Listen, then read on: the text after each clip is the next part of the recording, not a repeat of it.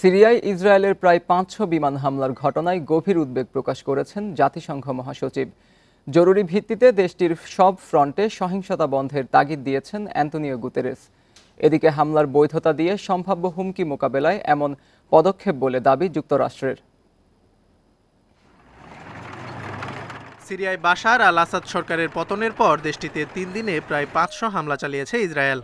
এছাড়া গোলান মালভূমি দিয়ে সিরিয়া ভূখণ্ডে অনুপ্রবেশ করেছে ইসরায়েলি সেনারা। চরমপন্থীদের দ্বারা সম্ভাব্য হুমকি মোকাবিলায় এমন পদক্ষেপ দাবি তেল আবিবের।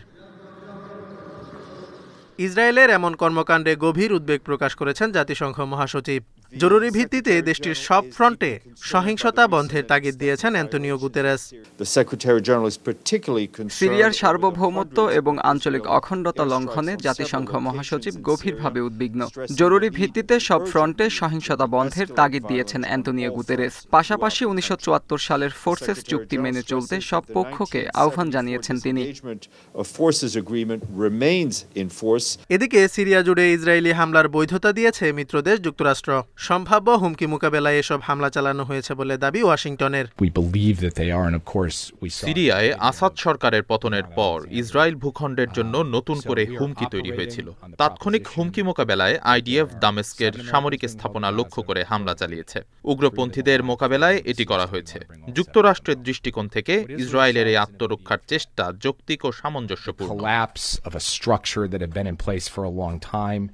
সিরিয়ায় ৩ মাসের জন্য স্বাভাবিক শাসন স্থগিত করা হবে বলে জানিয়েছে অন্তর্বর্তী সরকার। কারণ দেশটির সংবিধানে সংশোধনী আনতে একটি বিচারিক ও মানবাধিকার কমিটি গঠন করা হয়েছে।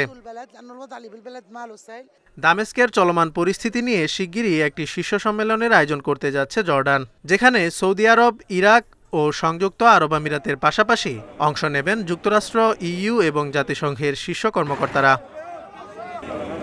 Zobayer Hossain, Independent news.